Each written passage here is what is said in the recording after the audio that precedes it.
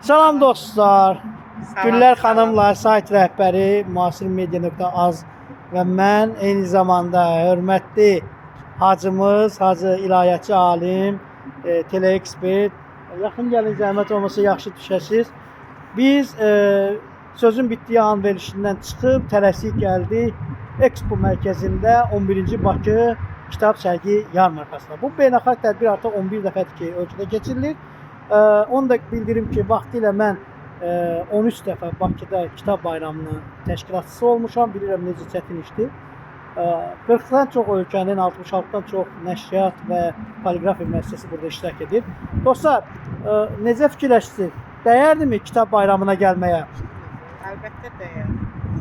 Kitab xüsusən gəncliyimizin gələcəyidir. Kitab oxumayan, düz indi virtual dövrdə əsasında kulturolog Aydınxan müəllim daha bu barədə tələbkardır. Amma mən hesab edirəm ki, sosial şəbəkələrlə yanaşı mütləq kitab açmağa ehtiyac var. Mütləq. Gülay xanım, siz necə fikirləşdiniz?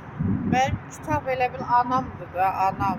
Kitabı oxumayan insanın zəkası çox zəif olur. Söz yığınağı az olur, bazası az olur, tərbiyə, təlim, nə istəyirsən kitabda var. Kitab oxuyan gənclik ümumiyyətlə gələcəyin parlaq işığı olur.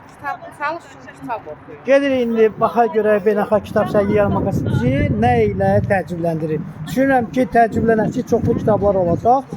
Həm də dostumuz İradə Doduq xanımla birlikdə gedirik.